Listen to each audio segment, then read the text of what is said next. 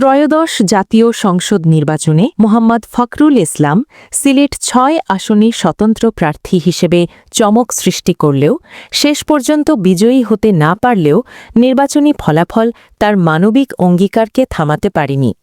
বরং পরাজয়ের পর আরও বেশি করে মানব সেবায় নিজেকে উজাড় করে দিয়েছেন তিনি। তার মানবিক কার্যক্রম এখন শহর ছাড়িয়ে পৌঁছে যাচ্ছে প্রত্যন্ত অঞ্চলেও। প্রতিদিন পথচারী রোজাদার ও সাধারণ মানুষের হাতে দায়িত্বশীল স্বেচ্ছাসেবকদের মাধ্যমে পৌঁছে দেওয়া হচ্ছে উপহারের ইফতার সামগ্রী। এরই ধারাবাহিকতায় মঙ্গলবার হেতিমগঞ্জ বাজার এলাকায় ইফতার বিতরণ কর্মসূচি অনুষ্ঠিত হয়।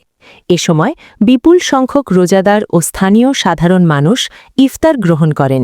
রমজানও তাই সব মানুষের প্রচুর মানুষের ইফতার করাইছেন, পথচারী হলরে অসহায় মানুষের এই বছর তাই এই উদ্যোগটা নিয়েছে। একটা খুবই ভালো উদ্যোগ, আর আমরা এর সাথে জড়িত হইতে পারিয়া নিজের খুব ভাগ্যবান মনে করি। আর জানা গেছে, বিয়ানীবাজার উপজেলা ও গোলাপগঞ্জ উপজেলা এর ১৩টি বুথ ও বেশ কয়েকটি উপবুথের মাধ্যমে প্রতিদিন এই ইফতার বিতরণ কার্যক্রম পরিচালিত হচ্ছে।